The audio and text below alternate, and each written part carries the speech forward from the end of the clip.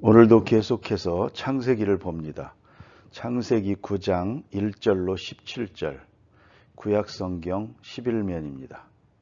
구약성경 11면 창세기 9장 1절로 17절, 다 함께 찾으시는 대로 한 목소리로 봉독합니다.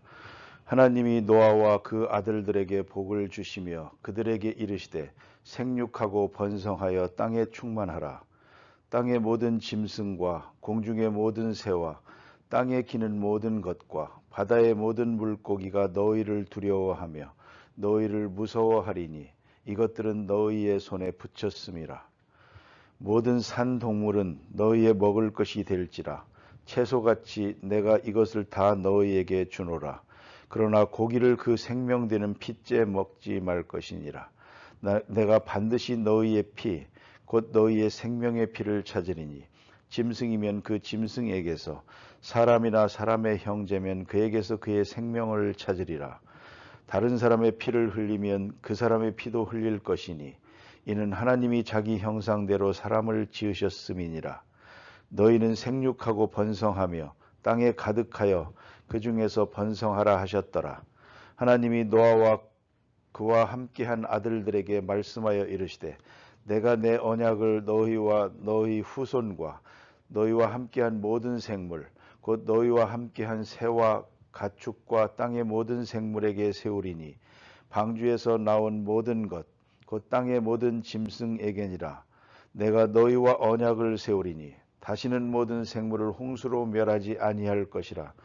땅을 멸할 홍수가 다시 있지 아니하리라. 하나님이 이르시되 내가 나와 너희와 및 너희와 함께하는 모든 생물 사이에 대대로 영원히 세우는 언약의 증거는 이것이니라. 내가 내 무지개를 구름 속에 두었나니 이것이 나와 세상 사이의 언약의 증거니라. 내가 구름으로 땅을 덮을 때에 무지개가 구름 속에 나타나면 내가 나와 너희와 및 육체를 가진 모든 생물 사이에 내 언약을 기억하리니 다시는 물이 모든 육체를 멸하는 홍수가 되지 아니할지라. 무지개가 구름 사이에 있으리니 내가 보고 나 하나님과 모든 육체를 가진 땅의 모든 생물 사이에 영원한 언약을 기억하리라. 하나님이 노아에게 또 이르시되 내가 나와 땅에 있는 모든 생물 사이에 세운 언약의 증거가 이것이라 하셨더라. 아멘. 노아의 홍수가 이제 끝나고 방주로부터 노아와 식구와 짐승들이 다 나와서 정상적인 생활을 하게 될 때에 하나님께서 그 모두에게 복을 주십니다. 특별히 하나님의 형상인 인간에게 복을 주십니다. 하나님의 형상이라는 것은 지난번에도 말씀드린 바와 같이 그 거룩함에 있고 영원성에 있고, 그리고 무엇보다 중요한 것은 하나님과의 대화적 관계에 있다는 것입니다. 하나님께서 더불어 이야기할 수 있는 존재요, 또 우리는 하나님의 말씀을 들을 수 있는 그러한 존재라는 것입니다. 그것이 바로 하나님의 형상된 존재의 높은 가치입니다. 그리고 우리가 하나님 앞에 기도할 수 있고 또 하나님의 말씀을 들을 수 있다고 하는 이것은 굉장히 높은 격이 있다는 것을 알아야 합니다. 이것이 바로 인간됨의 품격입니다. 오늘도 하나님께서 노아에게 말씀하십니다. 노아가 대표적으로 모든 만물, 모든 생물을 대신해서 하나님 앞에서 말씀을 듣게 됩니다. 바로 이런 점도 우리가 깊이 생각해야 됩니다. 지금 하나님께서는 노아와 그 아들들에게 말합니다. 그러나 사실은 노아에게 말씀하고 있습니다. 하나님의 말씀을 듣는 자가 있습니다. 그리고 그 듣는 자에게서 그 다음 사람들은 전해 듣게 될 것입니다. 에덴 동산에서 하나님께서 말씀하실 때도 아담에게 말씀하시고 그리고 아담이 말씀을 하와에게 전하게 됩니다. 그와 같이 오늘도 하나님께서 노아에게 말씀하시고 노아가 그 아들들에게 말하고 또한 그 말씀의 효력이 모든 생물에게까지 미치게 됩니다. 하나님의 말씀을 듣습니다.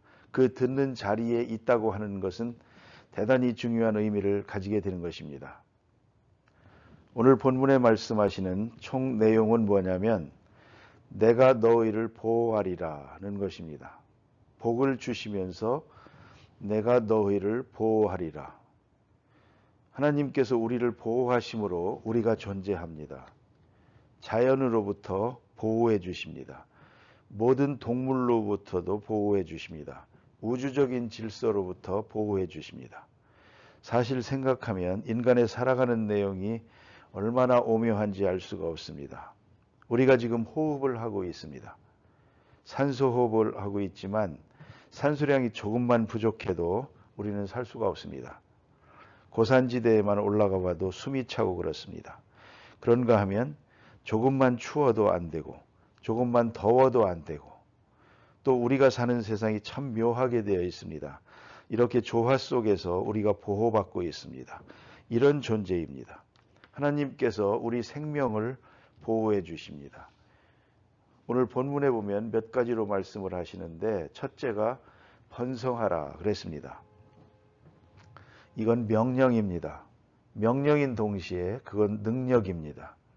빛이 있으라 하니까 빛이 있었고 그리고 만물을 창조하실 때에 하나하나 말씀으로 되었습니다. 그와 같이 오늘 생육하고 번성하라 하는 것은 번성하라는 말씀과 함께 번성하는 모든 기능이 작용하는 것입니다. 결국은 생명을 이어가도록 번성하는 그 번성을 통해서 하나님이 보호하십니다. 이것은 하나님의 생명에 대한 축복이요 보호 기능입니다. 이것이 하나님께로부터 나타났고 두 번째 말씀하시는 내용을 보면 그래서 충만하라 그랬습니다. 덮으라. 수가 적어서는 안 됩니다. 그런 거로 충만해서 서로서로 협력해서 만물을 다스리며 살아갈 수 있도록 충만함의 축복을 주었고 그 다음에 주신 것이 뭐냐면 모든 생물로 하여금 사람을 두려워하게 만들었습니다. 그들이 다 너희를 두려워하리라. 그러므로 보호가 되는 것입니다. 만일에 맹수들이 사람을 두려워하지 않는다면 어떻게 되겠습니까? 그건 얘기가 안 됩니다. 조그만 사람이 아무것도 아닙니다. 코끼리, 사자, 무슨 짐승한테도 사람은 이길 수가 없습니다. 뱀 같은 것도 그것이 사람을 두려워하지 않고 달려든다면 이것은 매우 큰 일입니다. 그러나 모든 짐승이 사람을 두려워합니다. 어떤 의미에서는 두려워하기 때문에 문다는 것입니다. 서커스를 보니까 짐승을 다스리는 사람들이 있습니다. 한번 해보고 싶습니다. 사자도 타고 놀고 그러는데 어떻게 이게 가능하냐? 이야기는 간단합니다. 내가 저들을 두려워하지 않으면 저들도 나를 두려워하지 않습니다. 내가 저들을 두려워하지 않는다는 것을 완전히 인식시킬 수만 있다면 이런 사랑의 관계가 된다는 것입니다. 모든 짐승은 사람을 두려워합니다. 사람이 위에 있다는 것을 알고 있습니다.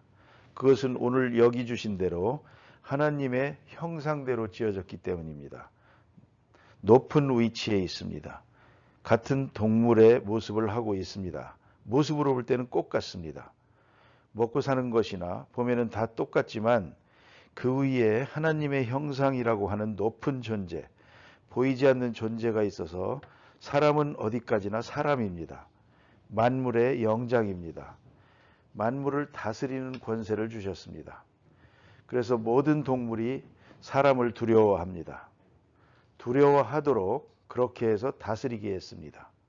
다시 말하면 지배권, 치리권을 사람에게 주었습니다. 그렇다고 해서 마음대로 죽이고 살리고 그러라는 게 아니고 이걸 다스리는 권세를 우리에게 주었습니다. 우리가 저들을 잘 지배해야 될 것이라는 말입니다. 요새도 자연보호하는 분들 보면 동물들이 잘못될 때 인도하고 먹을 것이 없을 때 옮겨주기도 하고 또 병들었을 때 치료해 주기도 하고 하는 것을 볼 수가 있습니다. 어쨌든 우리가 위할 책임을 맡아서 모든 생물이 다 우리 손에 의해서 다스려지고 있습니다. 도덕적으로도 그렇습니다. 사람이 선하게 살면 그 주변에 있는 동물들, 자연까지도 복을 받습니다. 그러나 사람이 악해지면 동물도 손해를 보고 자연도 황폐해지는 것을 볼 수가 있습니다. 결국은 하나님께서 이 모든 생물과 자연까지도 우리에게 맡겨주셨다는 것입니다. 지배권을 우리에게 주셨다는 것입니다. 그런 거로 저들은 사람을 두려워할 것입니다. 그 다음에 그래서 보호받도록 하나님께서 은혜 주셨고 다 너희들의 손에 붙였는데 오늘 여기 보니까 식물로 주리라 그랬습니다. 여기서 육식이 시작됩니다. 에덴 동산에서 말씀하신 것은 다 자세하게 기록된 것은 아니지만 과일을 먹고 채소를 먹도록 되어 있습니다. 그런데 노아 홍수 이후에 9장에서 처음으로 육식이 나타납니다. 모든 동물 다 너희에게 붙였고 너희에게 채소와 같이 식물로 준다. 그러니까 잡아먹도록 주었다는 것입니다. 산 동물을 식물로 주노라. 먹도록 허락하셨습니다. 이것이 또한 우리에게 주신 특권이요. 그러나 여기에 주신 계명이 하나 있습니다. 피는 먹지 말라 그럽니다. 이건 생명입니다. 그런 거로 생명에 대해서만은 생명은 하나님께 속했다는 것을 항상 알고 그 경건한 가운데서 동물을 대하라는 것입니다. 내가 동물을 죽여서 먹겠습니다. 그러나 이건 하나님이 주신 겁니다. 생명은 하나님께 속한 것입니다. 하는 간증이 항상 있어야 합니다. 경건함이 있어야 한다는 것입니다. 먹고 싶다고 해서 함부로 아무 때나 수백 마리씩 죽이고 이렇게 못합니다. 가만히 보면 오묘한 이치를 생각해 볼 수 있습니다. 목자들을 유목민을 한번 생각해 보시기 바랍니다. 수백 마리의 양을 칩니다. 양을 치면서 양과 함께 삽니다. 그 모습을 보면 어떤 때는 양과 사람이 함께 먹고 잡니다. 우리에 모아놓고는 문에 목자가 누워서 잡니다. 그러면 양이 넘어가질 않습니다. 양을 얼마나 사랑하는지 모릅니다. 하나하나를 품에 안고 다니고 어린 양들을 안고 시내를 건너주고 양의 모든 것을 알고 고통도 알고 그들을 이리로 인도하고 저리로 인도하고 그럽니다. 이렇게 극진히 사랑하고 돌봅니다. 그러나 목자는 뭘 먹고 삽니까? 양을 잡아먹고 삽니다. 생각해 보십시오. 양을 사랑합니다. 함부로 죽이든가 해서는 안 됩니다. 그러면서도 또한 양을 잡아먹습니다. 그 중에 약한 것 하나씩 잡아서 그걸 양식으로 삼고 있습니다. 잡아먹을 때도 있습니다. 그러나 양을 사랑합니다. 이걸 그대로 연결하면 잡아먹기 후에 사랑한다 할 것입니다마는 그러나 별도입니다. 잡아먹는 건 잡아먹는 것이고 사랑하는 건 사랑하는 겁니다. 이걸 잊지 말아야 합니다. 농촌에서 보면 닭도 기르고 돼지도 기르고 소도 기릅니다. 그 속에 우리가 돌보면서 삽니다. 그러나 손님이 오면 닭 한 마리가 없어집니다. 딸 시집 가면 돼지 한 마리 없어집니다. 그렇지만 극진히 사랑합니다. 소나 돼지나 사람들이 얼마나 돌봅니까? 심지어는 털까지 다 골라주고 씻어주고 그럽니다. 생명을 사랑하되 죽일 때에는 생명은 하나님께 속한 것이다. 하나님이 허락하셔서 우리가 먹지만 그러나 피는 먹지 마라. 피는 쏟아 부으라고 했습니다. 이것은 뒤에 제물로 쓰여집니다. 피는 생명이니 먹지 마라. 사실은 인체에 피가 쏟아지면 죽는 것이지만 중요한 상징적 의미가 있습니다. 우리가 동물의 손을 댈 때도 생명은 하나님의 것이다 하는 경건과 간증이 거기에 있어야 한다는 것입니다. 내 마음대로 죽여도 된다는 그런 게 아닙니다. 그래서 모든 생물을 식물로 준다마는 그러나 생명은 하나님께 속한 것인 고로 피는 먹지 마라 하고 말씀합니다. 이에 대해서는 여러 가지 해석이 있지만 성경 그대로 보면 가장 중요한 신학적 문제는 생명의 주인은 하나님이심을 알고 그리고 행동하라. 항상 생명은 하나님의 것이다. 내 생명이든 짐승의 생명이든 하나님의 것이다 하는 그러한 경건한 마음으로 대하라. 그런 거로 함부로 죽이지 말 것입니다. 이것이 또한 다르게 말하면 우리를 보호하시는 것이 됩니다. 그래서 생명을 죽인 자는 죽이라 그랬습니다. 사람을 죽인 자는 죽이라. 이러한 엄한 법으로서 우리를 보호해 주십니다. 생명을 보호해 주시도록 그렇게 역사하셨습니다. 여기 사회학적 이유가 또 있습니다. 피라고 하는 것은 중요한 것입니다. 요새도 보면 뭘 잘 못 먹었다가 어려움을 당하는 일이 많습니다. 모든 영양은 일단 피로 들어가서 이것이 온몸에 들어가서 온몸을 돌아다니면서 필요한 위치에서 소화되고 정화되기도 하고 그렇게 되는 것입니다. 그래서 사람이 독을 먹게 되면 피 속에 독이 들어갑니다. 그래가지고 온몸에 순환이 됩니다. 아직 소화되지 못한 독이 피 속에 있습니다. 그래서 피를 먹으면 어렵습니다.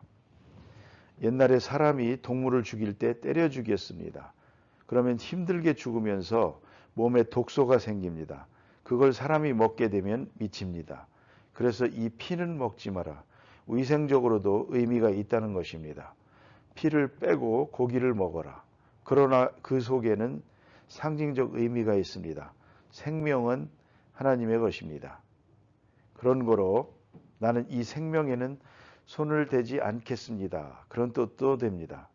이런 신학적 의미가 본문에 있는 것입니다. 그 다음 본문에 보니까 하나님께서 우리를 보호해 주시는데 다시는 홍수로 멸하지 아니하리라. 그 증거로 표시로 무지개를 주었습니다. 그래서 우리가 가끔 그런 경우를 봅니다. 비가 많이 왔습니다. 비가 빨리 거치면서 해가 나게 되면 햇빛과 구름 사이에 반사되면서 무지개가 나타납니다. 농촌에서 자랐으니까 많이 봤습니다만 2년 전인가 독일에 갔다가 무지개를 보았습니다. 차를 타고 넓은 벌판을 지나가는데 비가 오더니 그칩니다. 큰 무지개가 2개가 나타나는데 모든 사람이 차를 세우고 사진을 찍습니다. 얼마나 희한한지 우리가 무지개 사이로 지나가는 것입니다. 마치 아치를 세워놨는데 그 사이로 차를 타고 지나가는 것 같습니다. 신기한 것입니다. 이전에는 무지개가 없었을까 상상도 해봅니다. 구름이 있고 구름 속에 습기가 있고 햇빛이 있는 이상 무지개가 없었다고 할 수 없습니다.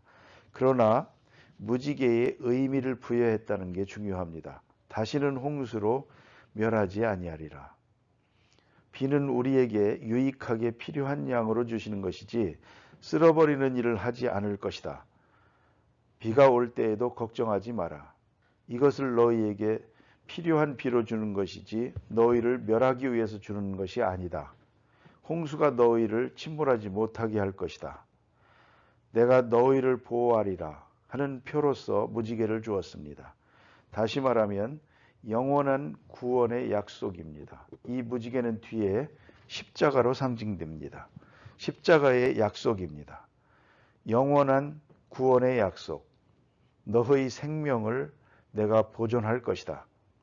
다시는 너희를 멸하지 아니하리라 하는 약속을 우리로 하여금 보고 깨닫고 항상 그 은혜에 감사하도록 그렇게 하나님께서 표식을 주신 것입니다. 무지개와 같은 그러한 상징, 그 약속을 확인하면서 살아가야 합니다. 오늘도 하나님께서 보호하시기에 우리가 있고 또 하루가 있을 것입니다. 기도하십시다.